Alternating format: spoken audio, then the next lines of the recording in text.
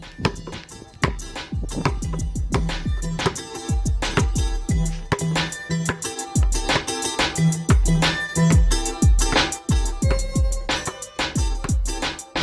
Hoop Heads Podcast is brought to you by Head Start Basketball. I think coaching, when done well, is one of the most selfless things you can do. It's like teaching. I mean, you really are putting a tremendous amount of effort and work into supporting a young person, knowing that they may not realize the impact of that work till many, many years down the road. And you have to be doing it for the right reasons. Diana Cutaia is the founder of Coaching Peace, an organization designed to create positive and safe cultures that empower members to lead with empathy and understanding. Diana's clients range from school districts to national organizations to global companies. Diana's coaching experience includes serving as the head women's basketball coach at Curry College and as an assistant women's basketball coach at Mount Holyoke College.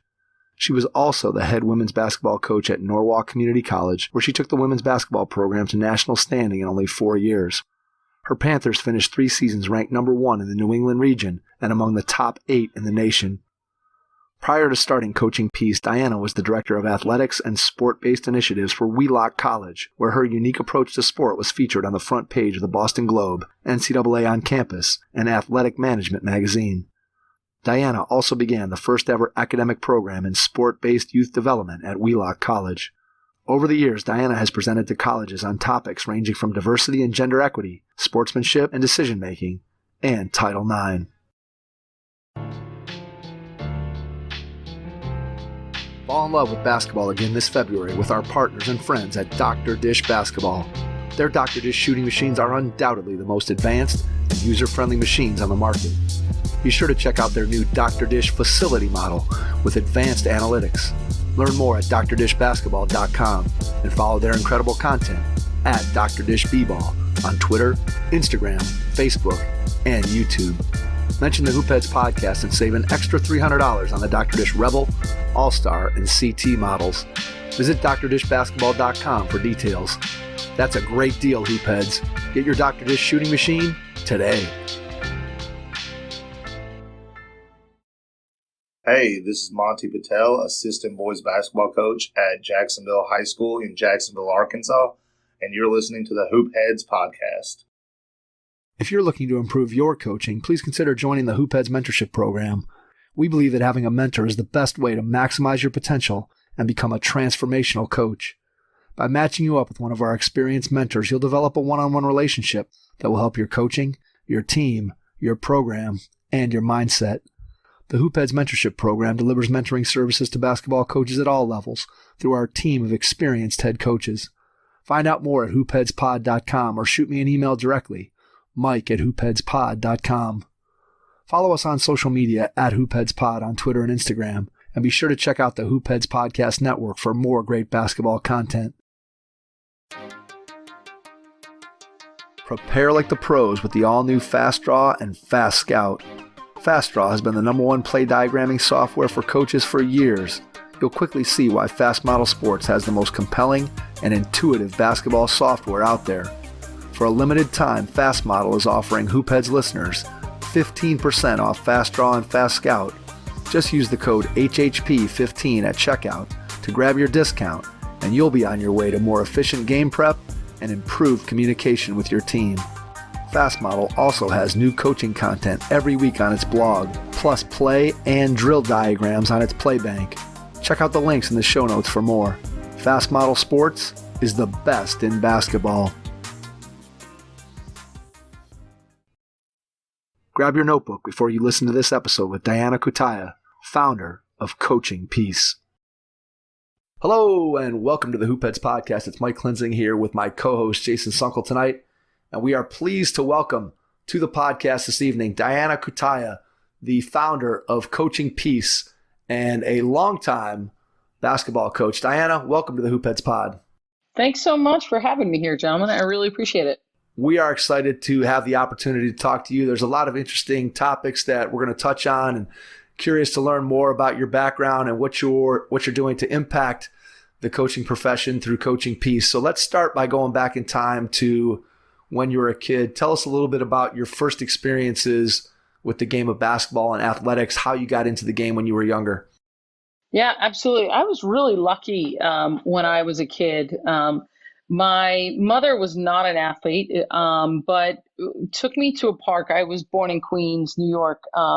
It took me to a park down the street from the apartment that we lived in, and taught me chess passes. And I think that's probably the only thing she knew of the game. I think she played it back in PE, in the early 60s, late 50s. And she taught me how to make chess passes. I remember I just thought it was so fun. And the game was so fun, and I loved dribbling the basketball everywhere I possibly could. But there were tremendous opportunities. I couldn't really play until I got into the fourth grade. And then there was a team. I went to a small school, and there was a team for girls that we could participate in.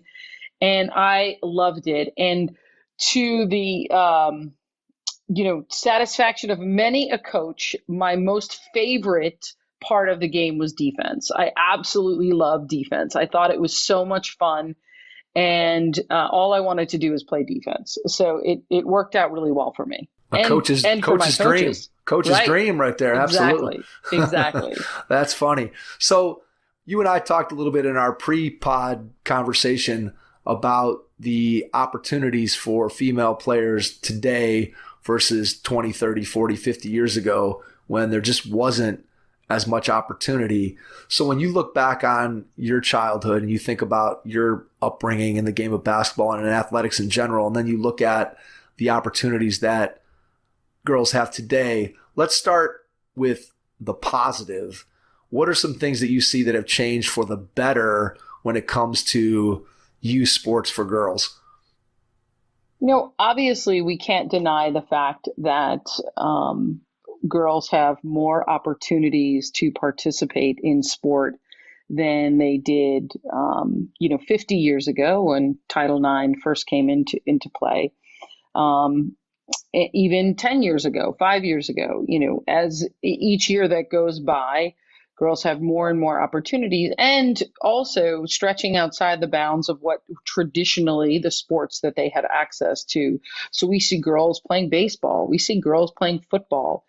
There are more and more girls that are wrestling. So we're kind of breaking into all aspects of sport, which I think is pretty amazing, given the fact that, Title IX is only 1 year older than I am. So given the fact that within my lifetime, we've seen all of this change and growth.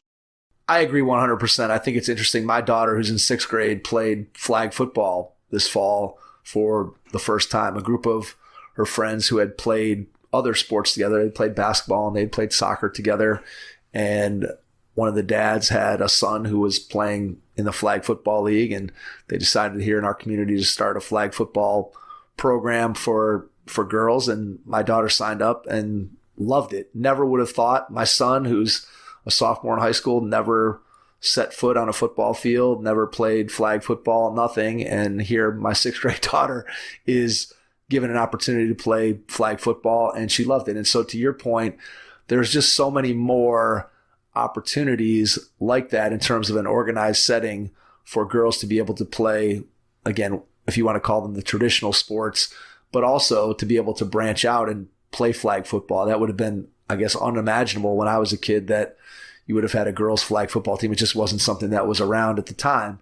And yet at the same time, you and I have also talked a little bit about the challenges that we have in terms of getting more women involved in the coaching profession, both at the highest levels, where we oftentimes see, if you think about Division I women's college basketball, the number of teams that are coached by men, but then you have that trickle down effect, or maybe it's the trickle up effect, so to speak, that girls who are playing youth sports very often are coached by dads rather than moms. So I guess it's a two-part question, and then we can dive into some of the more specifics. But part one is, why do you think we don't have more moms that get involved? And then leading on from that, how do you think that we can get more female coaches in front of our girl youth athletes? I think there are a couple of reasons why we don't have as many female coaches. The first of which is when we look at Title IX, prior to Title IX, 50 years ago, 90% of coaches were female. So 90% of coaches for female teams, girls teams, were female. Most of those positions, however, were unpaid or they were paid very low. So now Title IX comes into effect. We make this a federal law, and colleges in particular, as well as high schools, start to move into the direction of providing more opportunities for women's sports. Those women's sports then get funded in ways that they were not funded prior to Title IX. Well, now these become paying coaching jobs. So it opens up the field of who will apply for that. Obviously, as we know, prior to, I would say even still in existence, most athletic directors on college level are male. So if we are now opening up all of these new positions that are paid positions, women are most likely not going to get those positions. We hire who we know. We're not looking to address our own bias 50 years ago, 40 years ago, 30 years ago. So, that's one of the reasons why we're at where we're at. When we think about it on the youth level, right, it's a little bit different. I think, we talked a little bit earlier around all this positive. Girls have all this access, and yes. But think about it like this. Access is just opening the door. When I go in, if there is nothing in there that has changed, right, then I might feel like I'm included, but I don't necessarily feel like I belong. And I think one of the things that we have done in youth sports, because I've coached youth sports, I've been the only female coaching in a town where all of the travel coaches for the girls teams are dads. I applaud the dads who will want to volunteer. We have professionalized youth sports so much, and we don't recognize or understand that the amount of time that it takes now to coach a youth team is not what it was 10 years ago, 15 years ago, 20 years ago. When I played sports, and I played in college, but when I played, we did not play on the weekends. We did not play all year round. We did not play in the summer. That's not the way we thought about sports, especially on the youth level. If we want to get more moms and more females involved, we actually have to begin to change the structure a little bit. We have to really rethink how we do youth sports. And many women in youth sports and in these kind of small town organizations are pushing for some of these changes. I talk to a lot of moms and who will say, my 8-year-old has a practice at 9:00 at night, or at 8:00 at night on a school night. And that will go until 9:30. Well, we don't have the ability to just do that. I may have other kids at home. I may have other responsibilities, but I am not going to sit then and be there for an hour and a half in the evening, until 9:30, 10:00 at night. Number one, I don't think that's really great for kids, at all. Exactly. We've professionalized youth sports so much that, we've created a very narrow pool of who can coach in that and who will want to coach in that space. And then we say, well, if you don't want to coach in that space, because of X, Y, and Z, then you shouldn't be in it because we're not willing to change the system. And I think we need to change the system, and then different people will come to the system. That makes complete sense. And yet at the same time, I think I know, and that the challenge of trying to change the system comes from something that you talked about a little bit, which was sort of that professionalization of youth sports, where we have a lot of adults who earn a living from youth sports. And so if I'm going to have a travel basketball program, or I'm going to have a travel soccer program, and I only have so much access to facilities or this or that, and so I have to have practice at 9:00. I'll give you a good example, Diana. Last night, I was sitting at my son's high school basketball game, and it was 3 games. So there was a freshman game, there was a JV game, there was a varsity game, and this family that was sitting in front of us, who I sort of know, not real well, not close friends, but they stood up, and the group that was sitting around them, this was at probably halftime of the varsity game, was probably last night. The game was running super long. So this was probably at, I don't know, it was maybe 8:45, maybe even 9:00. And they got up and they said, we got to go. Susie has soccer practice tonight at 9:30. And this is a Tuesday night. And here they are leaving this game that's already running over. I'm like, gosh, this game's super late. We're going to be home. And now they're getting up to go take their daughter to a soccer practice that starts at 9:30 at night. I mean, it just is, it's a little crazy. And so I look at the system and I try to figure out and think about what are some ways that we can change it. And one of the things that I keep coming back to is, and tell me if you've had this thought before or talked to anybody about it, is that we've kind of gone away. And you described how when you were a kid that we didn't think about youth sports as being year round, as, okay, you're going to be a soccer player for 12 months a year when you're 9 years old. You went from one season to the next. And then the other thing I think that's changed is we used to have multiple tracks, so to speak, of where kids could go to play. So you could play in your community rec league, and the community rec league was well run, and it had good coaches and it had good players in it. And then maybe for kids who, or families who wanted a little more, maybe there was one opportunity to go and take one step further than that and go above the rec program. But I feel like now today that local recreation programs have been so devalued that kids really don't have the opportunity to even participate in them. If you have even a mild interest, it seems like the rec programs have skewed because of the way that people perceive them, where kids just aren't participating in them at the same level. And then it ropes everybody into this track of practice 3 nights a week and all these odd hours and playing every weekend. And it's a challenge. So have you thought about that in terms of local rec, or maybe you have some other ideas of ways that we can sort of get back to giving kids multiple different ways to interact with our sports? Well, a couple of things I think you bring up that are important. The first to note is in my generation, like I said, I'm 49 years old. So, I go back a ways. When in my generation, when we went to physical education, physical education was not competitive. It was education. So we learned sport in a very non-competitive model. So while my mother took me out to learn chess passes when I was younger, I really learned the game of basketball through my physical education teachers, in elementary school. Well, we're eliminating physical education across the country. We're also moving in many physical education spaces to a kind of more lifetime fitness focus around things. Good, bad, or indifferent. What we are doing is we are taking away an opportunity for kids to learn the sport through a non-competitive model.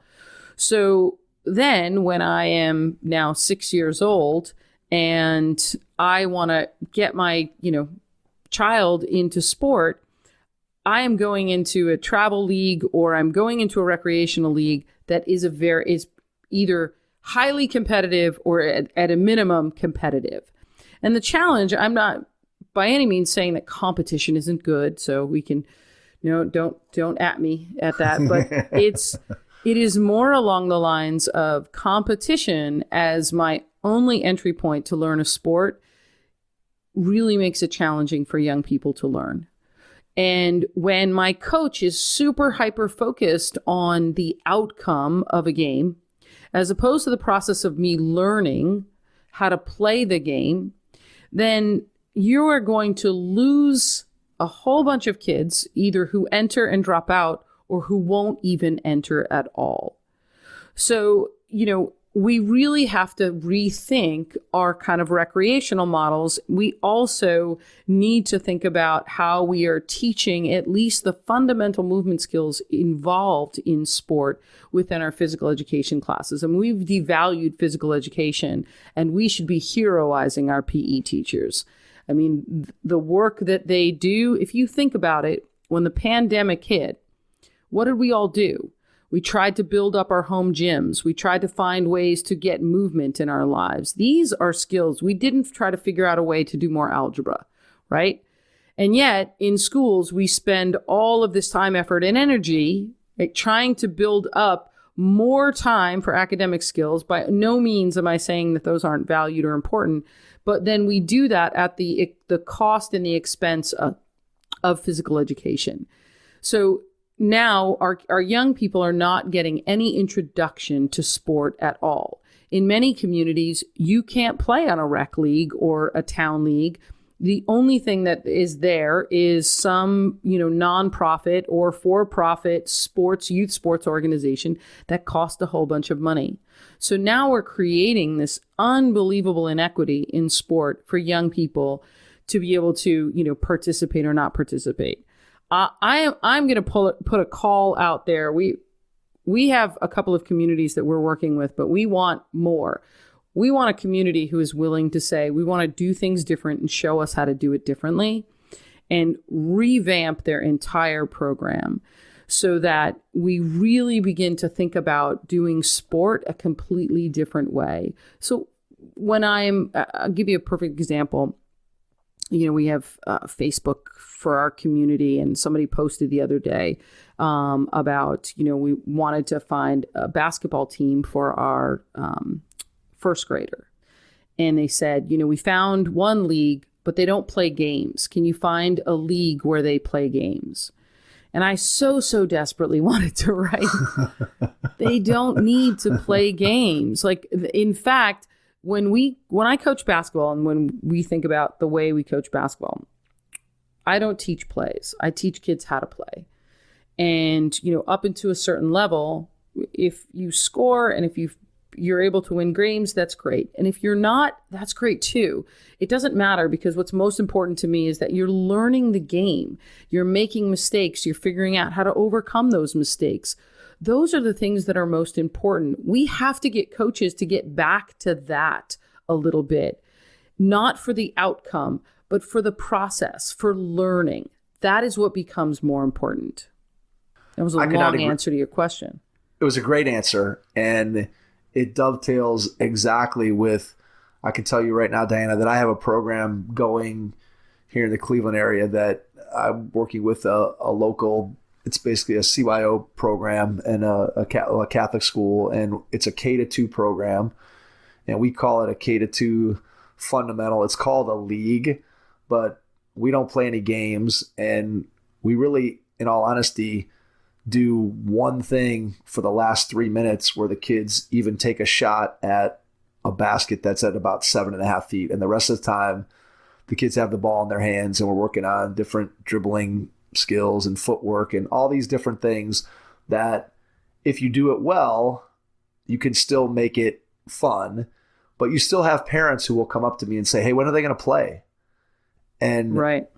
And I look at the parent, and then I turn around and I look at the kids and I look at what they're doing. Well, first of all, they're all smiling. They're all having fun. Nobody's worried about, am I winning? Am I losing? There's none of that pressure is there. And then I also look at them trying to just execute a simple pivot or be able to dribble the ball 3 times in a row without it bouncing off their foot.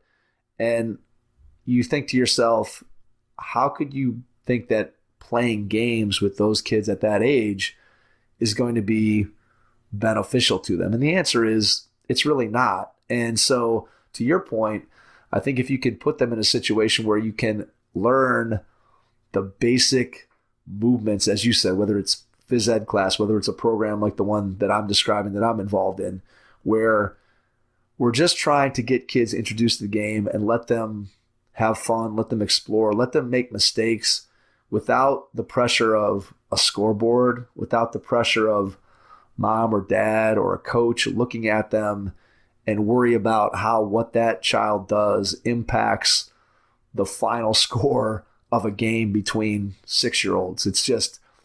It's crazy in a lot of ways that we get to that mentality, but that's sort of really where we are with youth sports, that we've kind of set ourselves up for this situation where everybody thinks you have to be playing all the time, which leads to my next point or question for you is, I'm a big believer, and I'm not quite sure exactly how to do it, and I teach elementary school phys ed, so I'm one of the people that you are describing that tries to do some of the things that you're describing. And yet at the same time, I can tell you that it's sometimes difficult to teach movement, especially as kids get to the upper elementary age, because you have such a divide between kids who have grown up in the travel competitive world, and then you have the kids who have not. So you have to be able to differentiate your instruction and do all these different things to be able to accommodate the needs of everyone. But I think that free play is something that you probably grew up with, that I grew up with, where we were able to play our sports in a backyard, on a driveway, at a friend's house, in a basement, without somebody watching us. And therefore we were able to experiment. And we did it not because we wanted to get better, not because somebody was telling us we had to, but just because it was fun. And then we tried to figure it out. So I'm curious, what's your thoughts about free play and how we can figure out a way to incorporate that more into what we do from an organized youth sports standpoint, if that makes any sense? How can we get more free play into organized sports? Right. Well, you touched on something that is really important to me. You know, when I grew up playing basketball, I had some tremendous coaches. I had really great coaches, but not really until I got to the high school level. That's when I really had kind of the best coaches and who taught me the most. Where did I learn the game? I learned the game playing pickup. I learned the game playing pickup at the park down the street from me. I learned the game playing pickup at the YMCA. I learned the game by just playing, and not playing to win, not playing to just competing, and getting the opportunity to be out there and to learn different styles of play, to be able to play against different styles of play. You know, we script everything for young people now. Everything is scripted. So run the play, do the play, you know, shoot this way, come this way, move this way, right? And we have not given young people a chance to create their own understanding of the game through trial and error, through being able to play. So when I coach, you know, we have what we call goal time, and they take, you know, 10 minutes, sometimes 5 minutes. It can be short. And what we do is I say, make a goal. I don't care if the goal is, I am going to try to see if I can do a last second shot. So every, 3 seconds, I'm going to count down 3, 2, 1 and shoot it. How many do you think you're going to make in this time? Because I want to encourage them to think outside the box. I want to encourage them to have that free play. I think that's so valuable and important, and we have absolutely lost that, because everything, when would a young person now have time to go play pickup? Because everything they do is so scheduled, and everything has to have a very specific outcome. So the ability to just go and play, and I'll tell you, I learned a lot. Not saying that I should have had to, but I learned a lot how to speak up by having to play pickup. Because you go to a park, you show up, and you sit on the sideline, and the game ends, and if you don't say, I got next, or step up and move to the court, you will not play. And it was, an opportunity for me to kind of take up some space and say, I belong to be here, I deserve to be here. And to change the system. I remember when I used to play at this one park down the street from where I lived, and I was the only female that played there. And I remember one day, another young girl showed up, and she kind of sat on the sideline, and I thought, I am not going to make you have to suffer like I did, in the sense of, when do I speak up? Are people going to give me a chance? I've got to fight for this chance. And I walked over to her and I said, you've got next. Even if we lose, I'm going to step out, or even if we win, I'm going to step out of the game so that you can come in. And I think those are the things that we have to begin to think about and change. How are we providing those opportunities for young people to really get in the game and play? And how do we make it fun again? Right. How do we make it fun? You're right, Diana. That's a huge piece of it is how do we make sure that sports doesn't become like a job for our kids when they're 8, 9 years old, 10 years old. It just seems like, okay, I got to go to training, and then I've got to go and I got my individual lesson, and now I've got practice, and I'm doing all these things.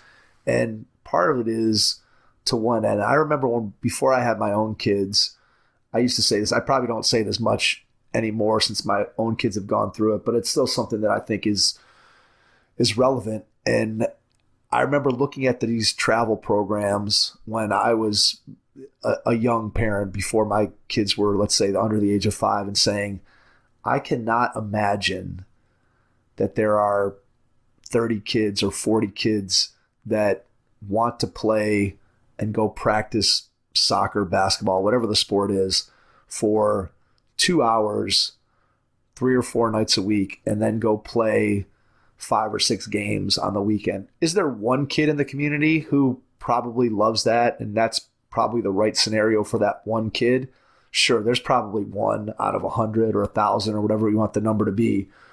But I think most kids, given the opportunity, if they could just hang out at home with their family, or they could just go out on the driveway or in the backyard, or have a group of kids in the neighborhood, I think especially when they're young, I think that's how you develop that fun, and that's how you develop that love for whatever game it is that you ultimately end up wanting to spend your time with. And we take that away from kids so early because we force them into this track of, you have to do this, and it's outcome based, and all the things that we've talked about. And I think another piece of advice that I feel is relevant for parents is, when you think about what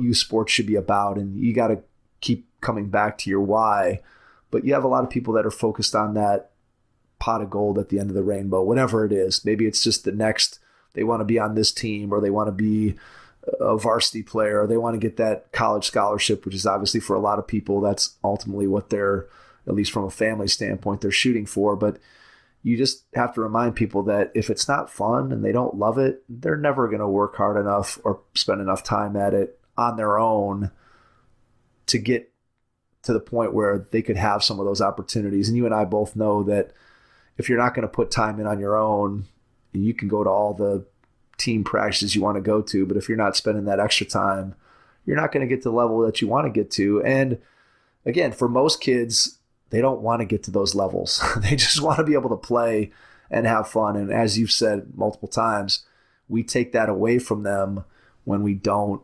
provide these different avenues for them to get into the game. So when you're talking to a community for the first time, when someone comes to you and says, Diana, we want to rework the way we're doing youth sports in our community, what's the first step or the first stage, the first question that you ask them, or the first idea you start tossing around to help them see how they can rework or rethink what they're doing with youth sports? Generally ask them what's most important to you. What do you value? And if they tell me, well, I value the experience of the kid, that's the young person, I value their experience, I value them, they matter, then I say, okay, we're gonna do that. If they say things along the lines of, well, we want to put our kids in the best position so that they really can make their high school team and their college team, and we want to make sure that, we're competitive on the state level and all of that, I'm not the person that you want. Can I do that? Could I create programs and curriculum and training so that your athletes become some of the best athletes? Absolutely. Do I want to? No, because there are plenty of people who are going to do that for you. I also believe that the two are not mutually exclusive. And we've had a couple of communities that have been, I wouldn't say resistant, but they've been skeptical when we've come in and when we've started to change things, and they see, wait a second, kids actually are learning and they really are having fun and they're good and they're getting better. Then all of a sudden, right, things start to shift and they say, oh, okay, we might want to do this. This makes a little bit more sense. I think basketball is like many sports, but I would say it's a hard sport on the body. I was a college athletic director. I saw a lot of kids come in through college who had been playing since they were 6 or 7 years old. And the amount of injuries that they have, the knee problems that they have, the back problems that they have, right? And, it's a hard sport on the body. And if we're not allowing kids to really kind of play other sports, but also to take a break and take a rest, then we're doing an injustice to them. I also think what's so interesting is I've worked in a lot of sports, but basketball, for some reason, I feel like they have a a great resistance to changing the game. So when we say, well, we can use lower baskets, or we can allow kids to take, travel 1 or 2 steps if they need to in order to do that. People are like, whoa, wait a second. Now you're changing the game. And if you allow them to do that, then they're never going to learn. And you're like, nope, actually, kids are pretty resilient. They actually know if you progress through something, it's not like what they learn when they're 6. They're going to learn forever. That's the only thing they do. They will continue to learn, and we will continue to teach them. But it's okay to change the game. You can make the court smaller. You can make the free throw line closer. You can even say that you can make a 3-point line that's closer than what the actual 3-point line is if you want to give them the ability of shooting, and the feeling of shooting a 3-pointer. We don't have to keep the rules the same, but what we do have to do is recognize what is developmentally appropriate for kids. And oftentimes we'll say, well, we're not going to start shooting with kids when they're 6. And they say, well, they're not going to learn, and they should learn. And, he over there, this guy over here, this woman over here, this girl over here, they can do it. And I would say the exception is never the rule, but what is developmentally appropriate, and how do we get kids to really understand the game and enjoy the game and the fundamental movements and skills that are necessary in the game? I agree completely. And I always find it funny, the opposition to 2 things. One is the opposition to lower baskets. I just don't understand how you could look at a situation and say, okay, here's my 7-year-old, and he or she is shooting on the same basket that LeBron shoots at.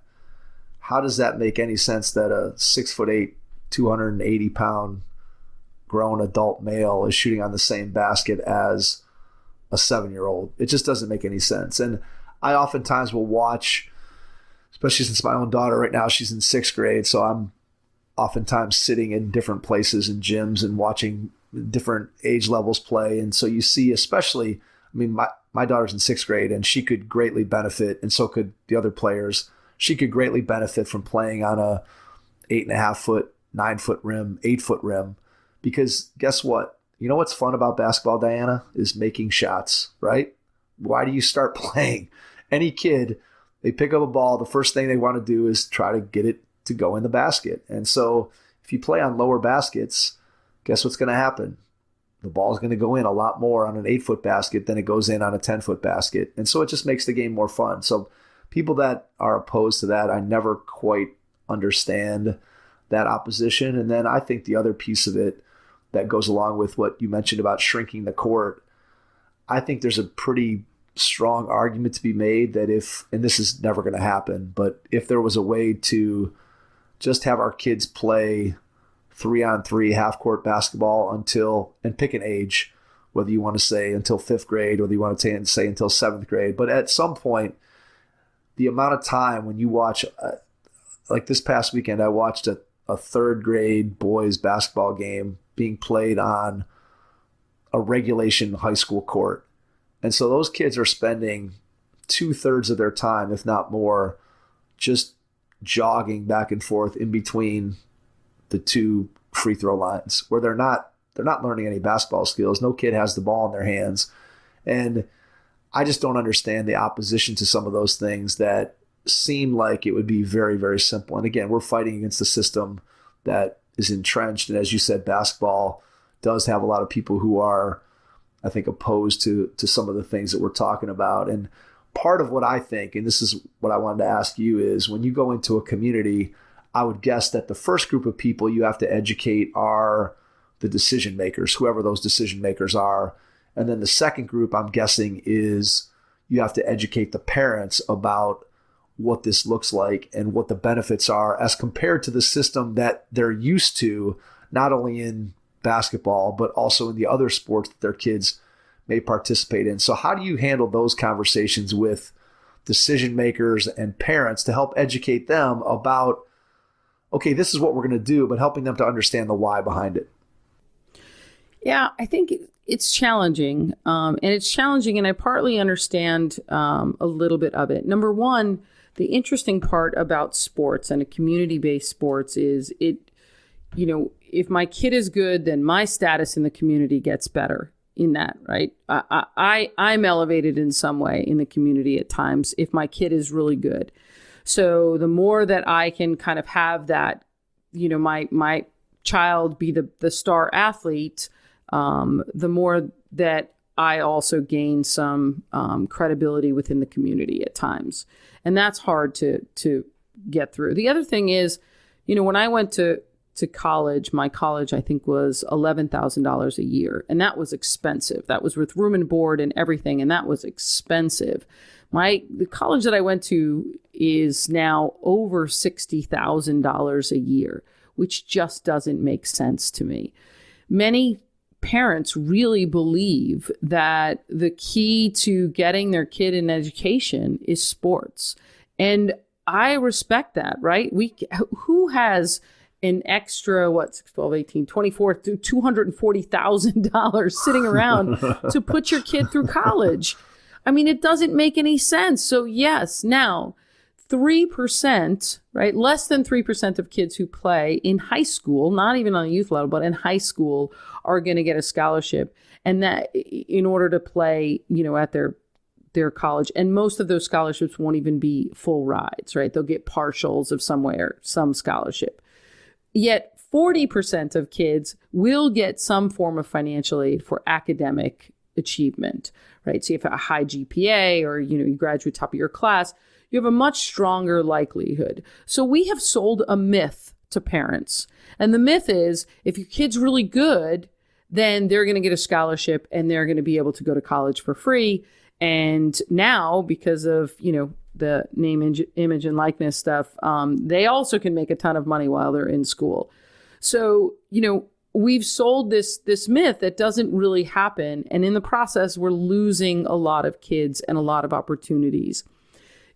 It will not, if your child is a good athlete and has some innate ability and gets training early on, but also gets the exposure to fun and to learning to use their bodies in different ways through different sports, you're probably setting yourself up for just as much success as if you put them in a year-round program and have them practicing till 9:30 every single evening.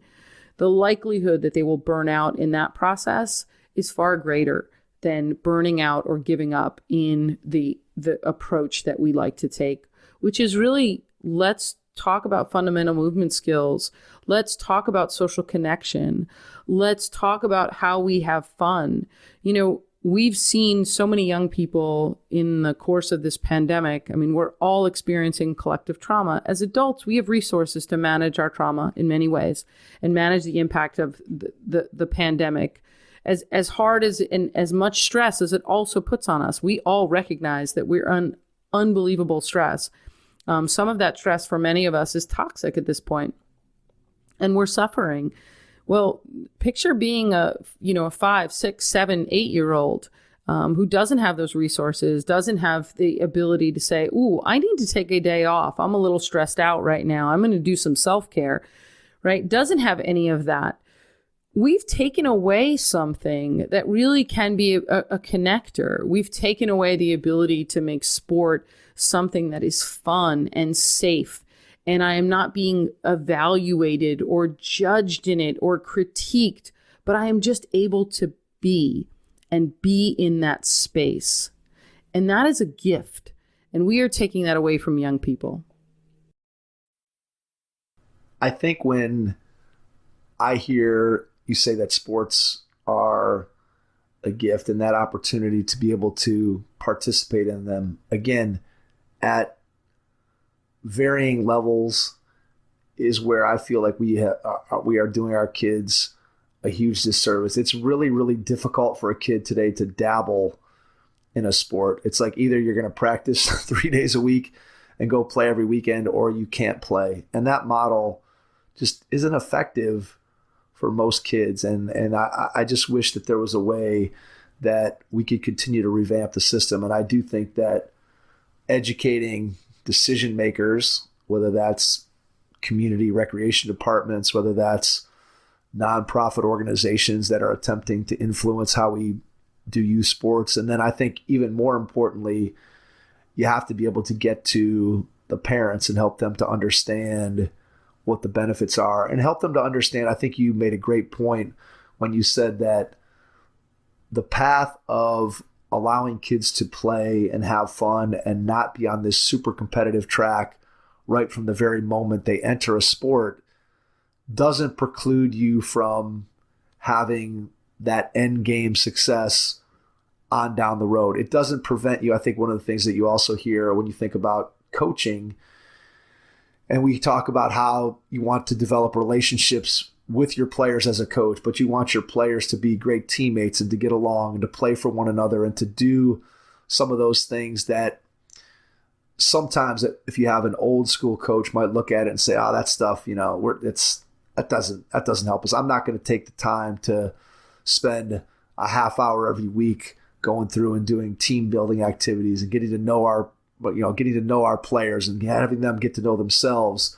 That I think people sometimes forget that it's not mutually exclusive, that those things that you and I are talking about tonight are things that not only are benefiting the kids as athletes and as people, but ultimately when you have kids who are having fun, who care about the people that are on their team, and it's not just an individualistic, I'm on this team so that I can be seen and I can get somebody to notice me and I can be the star. And as you said about the parent, I can become larger in my community and eventually I can get that scholarship because somebody saw me. Instead, if we're playing for each other and we're building those relationships and we're taking the time to get to know each other, ultimately, in many cases, that leads to more of that outcome-based success that everybody seems to be chasing anyway. Yeah, absolutely. I mean, it's funny because folks will say, well, but the way you do things, what if you reach the same outcome? Isn't that we'll do it if you're saying we can reach the same outcome. And, it's this idea that I'll only do what's best for the kids if I reach the outcome that I actually want. And we always say, what if the alternative is a better outcome, a different outcome, but a better outcome for that young person, right? And, we're talking a lot and, I'm the first to say winning doesn't matter. And I'm also the first to admit I love winning and I love competition and I love kids, and putting them in situations where they can compete. I think it's awesome. I think competition teaches us a tremendous amount of things. But when our value is measured on the outcome of that competition, then I feel like it's a fundamental flaw. I will be the one on the sideline, the coach that cannot sit down, that just gets so excited and is up and is moving because I thrive on that competition. I absolutely love it. At the end of the day, though, I treat it the same. So whether I win or I lose, I treat it the same. It is this, if we've had great successes, if we've overcome challenge, if we've met goals, we're going to celebrate those. If we have things we need to work on and things that really kind of highlighted what we potentially need to improve on, great, we're going to focus on that. That becomes really important. Instead of walking into a locker room and you're either happy because you won or you're upset because you lost. What if you were always happy based on what you have accomplished and achieved, and you are always focused on the things that you can improve? And if we approached coaching like that, then we are true educators. We are true facilitators. And that's what I think is so important. What if, and we do this with a lot of our corporate clients, and we use this kind of analogy, but I really think it applies to sport. So what if as a coach, you walk into the locker room at halftime and you say, okay, before anybody says anything, is there anything that I could have done better to prepare you? Is there any ways that you felt as though you were not prepared for this game? Are there any things I could have done in the first half to coach you differently that would have been a little bit more successful? Any timeouts that you might have wanted or things like that, right? And obviously you ask developmentally appropriate questions based on what level you're coaching. What if we actually allowed our athletes to provide us the same feedback we provide them, so that we truly understand that this is a reciprocal process. This is a relationship, right? And how they do that. And sure, maybe the first time you do that, they're like, yes, you are awful. You're the reason we lost, blah, blah, blah. Part of me says, great. We realize how ridiculous it is when we do that to young people. And we say, you didn't show up to play today and you didn't put in your best effort, right? And we recognize and understand like that actually isn't helpful. That doesn't do anything. If we're going to motivate young people by fear, then we're motivating by them by what they're going to lose. I want to motivate them by what they can gain. I want to motivate them to be inspired. And that takes far more effort than the other way. That's well said. And it goes along with something that we've talked with some other coaches about as well, Diana, and that is that when you're coaching and you think about what you say and how you say it, and you make a great point about your demeanor and how you are when you win versus how you are when you lose. And a great example of that would be the other team misses a buzzer beater and you win by 1 and you're the happiest person in the world. And if that miraculous heave would have gone in and you would have lost, you would have been the unhappiest person in the world. Where in reality, the same game occurred up until that last 1 second where the ball, not even shot by your own team, either goes in or goes out. So I think you make a great point about keeping your demeanor the same. And then I think to go along with that, when you're talking about motivating by fear and you're talking about just the way that you talk to young people, whether it's in practice, in games, after the game in the locker room, before the game in the locker room, I always think it's really, really important when you're trying to give coaching instruction to make sure that the things that you are saying are things that are actionable for your players to be able to improve upon. So you gave the example of a coach saying to the player, you didn't come to play today. You didn't show up. You didn't give your best effort. Well, what does that mean? If I'm a kid and I'm sitting there and I'm 9 years old and my coach tells me that, or even if I'm 15 or I'm 18, if nobody's ever explained to me what that looks like what's my best effort in this situation? What does that look like? Show me, then I can actually take that and improve. And I know that that's something that I've tried to do when I'm standing on the sideline. I try to limit the amount of times that I'll say something like, okay, we got to play good defense this possession. Well, okay, what does that actually mean? Give them something that they can actually do when you give them instruction that can help them to improve their performance, as opposed to these generalities that I think sometimes we have a tendency to fall back on. Absolutely. You brought up something that really kind of is a thing I talk about a lot, and this idea of how we praise and teach young people. And in sport, we do the, good job, good job, good job. And we clap, great job, great work, great job. And I always tell people, if you walked into your boss's office and you were getting an evaluation and, it was your year-end evaluation, you were pretty stoked. You think I think I did pretty good this year. Yeah, I think I'm going to get a pretty good evaluation. And your boss slides a piece of paper across and says, here is your evaluation. I wrote it all up for you. And you turn it over and it says, good job. You'd be like, wait, good job at what? What did I do? There's a good job, but what did I do? So eventually what happens is kids tune that out. It doesn't matter to them anymore. So I might say that was really good. Why do you think I said that? What did you do that I think was really good? So sometimes I'll ask them to actually self-evaluate and find the good. Oh, I made a good pass. I passed away from the defense. You are right. That's exactly what you did. And now I will praise them for that. Sometimes I'll just be like, if I don't think that they'll be able to make that connection right away, or we don't have time to do it, I will be very specific. I saw the way you passed away from the defense. Yes, that's exactly what we need. Keep that up. And I will always ask them when they do something well, I will say, remember the feeling. And my high school basketball coach was amazing. She actually doesn't live far from me still, and I'm still 30 some odd years later in connection with her. And I remember that I was really working on free throws, and I was struggling with free throws, and I made a free throw, and she turned to me and she said, "Great, now remember the feeling." And at the time I was like, I don't know what that means, but okay. And I started to practice more and more. And every time I did it, I started to really focus and be like, what is the feeling? And at first, what I used to think it was when I first started was, how does it literally, okay, my arm is in, my shoulder feels this way.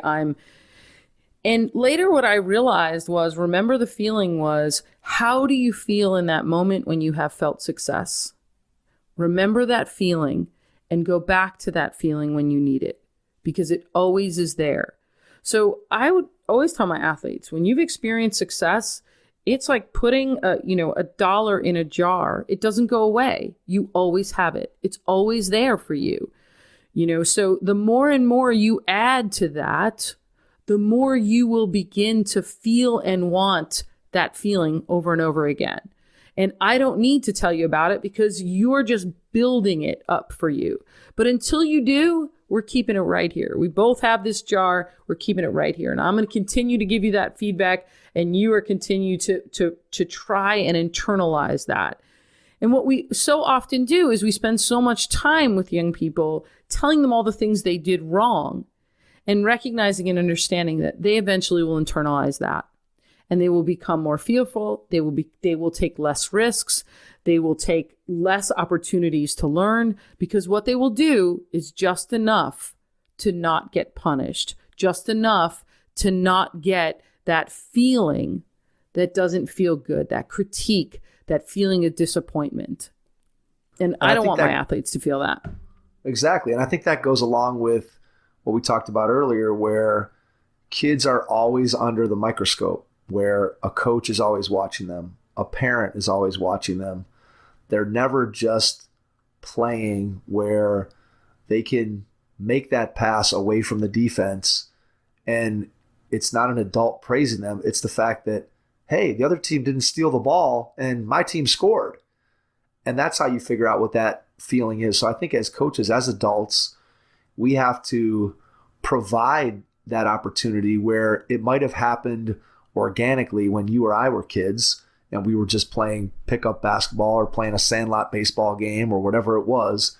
But now I think we as coaches really have to be cognizant of providing those opportunities for kids to have that feeling of success and point out to them the why of how they were successful. And then to your point, coaching by asking questions is something that I don't think any coach I ever played for, and I finished playing in 1992, so I never, in my own recollection, had a coach ever ask me a question like, what did you see there? Or why did you make that pass? Or what could you have done differently?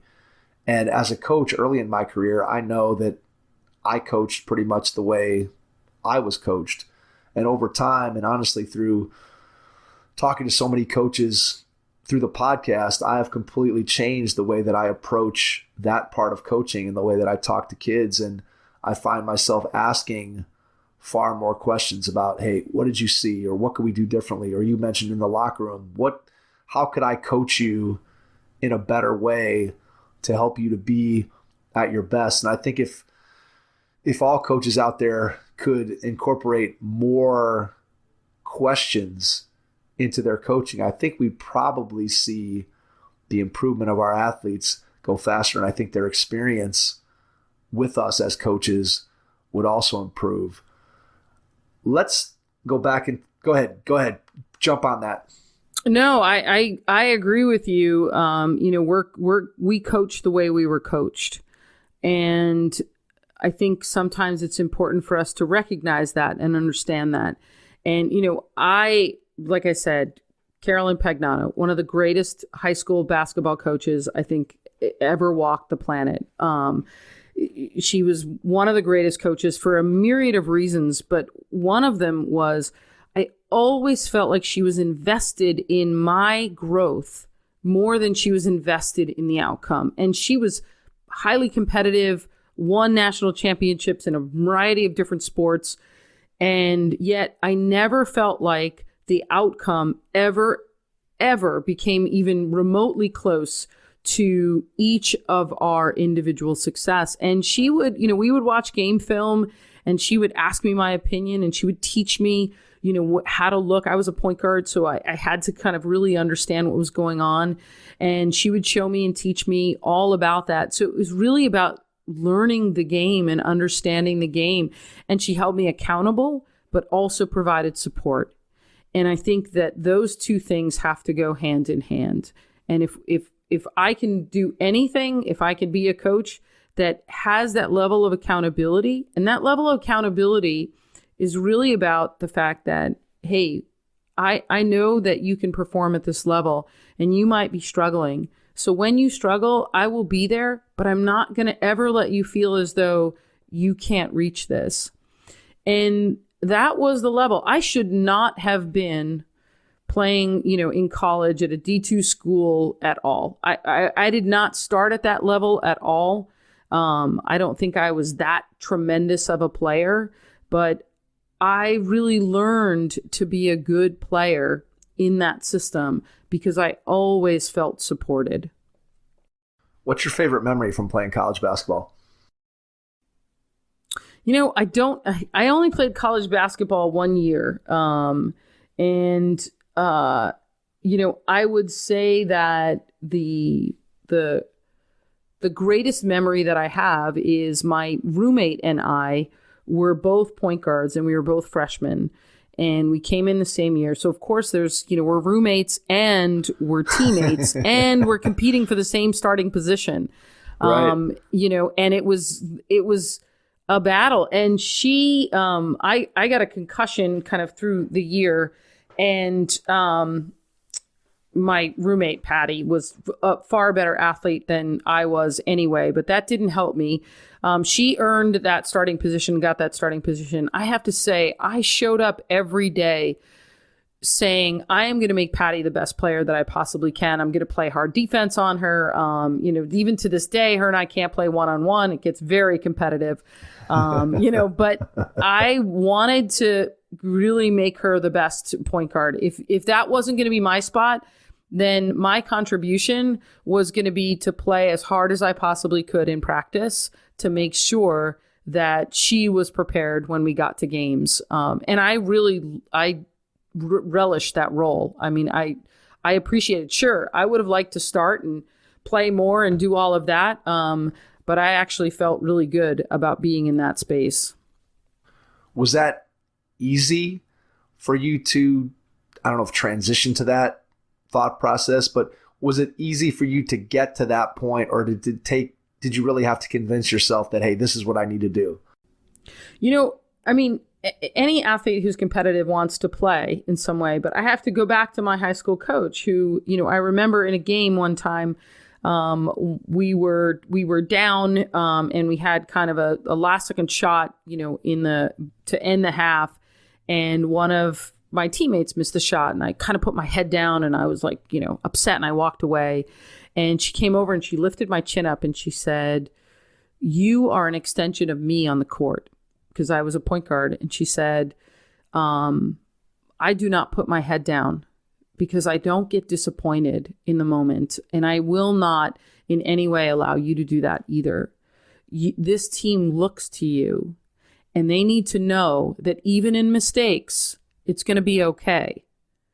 And there was this constant feeling of team, and team was what was important, and taking care of my team.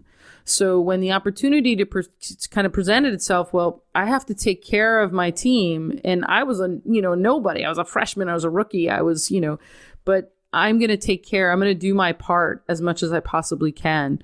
I don't think it was a big challenge at all. I think I felt good in that role. You had been prepared for it. Somebody had taken you under their wing. And I think what that speaks to for me, Diana, is something that I find to be utterly fascinating, having gone through it on both sides of this equation, meaning as an athlete, I have things that my coaches said to me going back to grade school that I remember. And conversely, I'm sure there are kids out there that hopefully are carrying things that I said to them that if they came back to me with it, and I've had this happen once or twice, Coach, do you remember when you said this to me? And of course, I'll look dead in the eye and say, I have no recollection of ever having said that, but I'm glad you're still carrying it with you. And it's Mike, I still think of the time when you said something to me way back in the day, Mike. Okay. Way back in the day. So if you don't know this, Diana, but Mike is I've known Mike since I was like 10 years old. He runs a basketball camp here in Cleveland, and I was a kid who went to the camp, and I hurt my finger really bad. I actually think I probably told Mike this one or two summers ago. I hurt my finger, and like the doctor said that I wasn't supposed to keep playing or whatever, and I went because I wouldn't get the ER. It was a broken finger or whatever, and we were at the old Center Middle School, and I decided that I was going to play, and I came back in the game and scored 2 straight baskets, and then Mike goes, "It's like Michael Jordan with the flu game. He's coming back from injury." And I still remember that to the day. So I have no recollection of ever having said that, and yet Jason's carrying that with him, and it's still something that when he thinks about me as his coach, that he thinks about. And your coach, I'm sure, may remember or may not remember that specific incident of lifting your chin up and getting you to understand the point that she was trying to make about it being team first and your teammates looking to you. And that's something that you still remember to this day, and it's something that's influenced you. And I think as coaches and teachers and educators that we sometimes forget the power that our words can have, especially on young athletes, where they're looking to us for that guidance. They're looking to us for validation of what they're doing. They're looking to us for help in achieving what we want to achieve. And sometimes as athletes, especially young athletes, we're not sure how to ask for that. But as coaches, when we can provide the type of guidance that your high school coach provided to you, think about the value in your life of what she gave you. And yet she probably doesn't even realize, though, at least not in the specifics of what she said. She certainly knows that she had an impact, but when you think about the specific words that you carry with you from coaches, it's really kind of amazing. Oh, absolutely. And I think coaching, when done well, is one of the most selfless things you can do. It's like teaching. I mean, you really are putting a tremendous amount of effort and work into supporting a young person, knowing that they may not realize the impact of that work till many, many years down the road. And you have to be in it for the right reasons, and you have to be doing it for the right reasons. I've found, and this is something that I don't think I've even talked to Jason about this, but one of the things that I've tried to do this year in my job as an elementary school phys ed teacher is I've tried to find at least one kid a day who maybe sometimes struggles to make good choices or do the right thing when they're in my gym. But on a given day, they've done a good job. I find something that they've done well. And so I've tried to make it a point of at least once a day to find a kid that I can go and I'll call them back as their class is leaving the gym, and I'll put my arm around them, and then I'll explain exactly what we talked about a little earlier of I'll find one specific thing that kid did and said, "Hey, I saw you do this. You really did an awesome job of helping to pick up the equipment when nobody asked you to help. And I want you to know how much I appreciate that. And I know that you're a leader in my classroom. And if you'll start to do that all the time, other kids look to you and they want to follow you. And if you can be a force for the positive, that it's going to make a big difference." And I've been trying to do that every day with at least one kid. And it's not something like you just said. That kid maybe they appreciate it in the moment. I'm sure some of them do, and some of them maybe don't. But you hope down the road, as they look back on it, that maybe I touched one kid or two kids, that you're able to have an impact on them just by taking that extra. It takes me 15 seconds out of my day to be able to do that. And what I'm hoping is that I'm creating the kind of moment that you described with your high school coach, that those kids that somebody's going to remember at some point, and maybe it'll help them out in a situation somewhere down the road. And you have to be intentional about it. It's something that if you don't think about it, it's easy to not do. And I find that I have to be very intentional when I'm trying to do things like that. Yeah, absolutely. Absolutely. When did you know you wanted to be a coach? Was that something that you always knew growing up, being an athlete, or was that something that as your athletic career came to a close? Did you go to college with the idea that, hey, I'm going to be an educator, I want to be a coach? What was your thought process as you headed into college in terms of what you wanted to do for your career? So when I was in the 8th grade, I remember drawing up all the plays from my team and the team we were playing in the championship, which we did lose, and we lost. I think the score was like 17-23. It was a very, very rivetingly high scoring game. And should have been played on 8-foot baskets, Diana. Exactly. And I wrote up all of the plays, and hand copied them and made little packets for all of my teammates. And I put them in little manila folders that said top secret. Like somehow we were the most amazing team ever. And I would sit and watch, I was obsessed with the Lakers back in the 80s, Showtime. I loved, I didn't have any real female basketball role models to watch other than the Olympics. So I didn't get the opportunity to really see anybody. In fact, I was also obsessed with the Georgetown Hoyas. And in the, I think it was the 1985 championship when they played Villanova. After that game, I made a decision. I was in the 7th grade. I made a decision that I was going to play for Georgetown. That was what I was going to do. All right. You and Michael Graham, huh? Exactly. So I did not know that, I didn't even realize that there was a women's team. It wasn't even on my radar. So I wrote a letter to John Thompson and said, I just want you to know, I play basketball and I want to figure out a way that I can play in college, and I want to play or be part of your team. Who knows? Well, I got a letter back from him. I wish I would have kept it. I don't know, maybe somebody else wrote it. I don't know, but it was very nice. And he put a brochure for their women's team. And I was That's awesome. What? I was like, you can play women's basketball in college? This was amazing. But I was obsessed with watching and deconstructing games and figuring out, I really loved the idea of coaching. I liked the adrenaline of it. I liked kind of being part of it. And, I got my first head coaching job at a college. It was a community college, junior college, when I was 22 years old.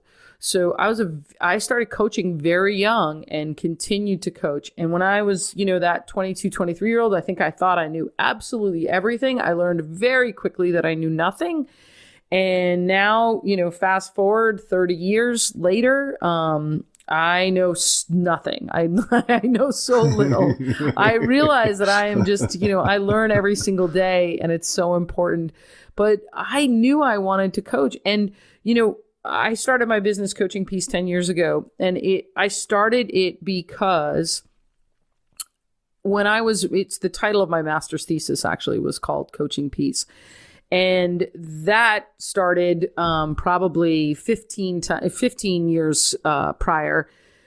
And I was walking home, and I would go through a gym. It was really cold. So I'd go through this there's a college that I live near. And I walked in, and there was a 5th grade girls basketball game going on. And there was one team that was up by, 15, 20 points. And the other team was trying to just get the ball over half court. And the team that was up was still pressing. And I sat and I was watching, and it was the first time that I sat there and I thought, something doesn't feel right. I saw the game completely differently. I started to listen to the language that people were using: crush, kill, defeat, destroy, annihilate, opponent, opposition, enemy territory, attack, offense, defense. And all of a sudden, those words took a completely different meaning for me. We had recently invaded Afghanistan at the time when this was happening. And I kept thinking, we're a nation at war. And it didn't feel like anybody was talking about that, not in the way that I thought we should. And then as I sat and I watched that game, I thought, oh, I get it. We are so desensitized to it because we coach it every single day. And I thought, what if we coached peace? What if that's the way we did it? What if we completely thought about, instead of opponents, the other team is an opportunity. It's an opportunity to get better. What if we thought about the way in which we coached young people through the lens of building connection, healing, creating support, and really started kind of a journey, a good, 20 plus year journey around what that might look like. And I think I'm still in that process of figuring out what that looks like. I love to hear the stories of other people and figure out what they're doing and how they're doing it, and they're being creative and thinking outside the box and stepping outside the norm, because, sport is one thing in this country that we don't really ever touch. And it's about time we started to deconstruct and think about sport through a completely different lens. So that's what coaching peace was. And to answer your question, I knew that I wanted to do something in this very early on. I think I'm finally getting to a place where I figure out what that is. All right. So to go along with that, when you're sitting there and this idea first crosses your mind versus where you sit today, what's a direction that coaching peace has gone that you didn't anticipate when you were first formulating the idea? Oh, well, I thought we would be doing trainings for coaches and leagues and things like that. That's not, we do that work. That is definitely something that we do. But we really look to take a lot of those principles about coaching peace. We bring them in corporate settings. We do a lot of work with corporations, Fortune 500 companies, global companies, small companies, nonprofits. We do a lot of work around equity, and not just equity in sport or in that lens, but also through businesses as well. And, we're taking a lot of the principles that we applied to coaching peace within a sport context, and we're using that in a variety of different ways.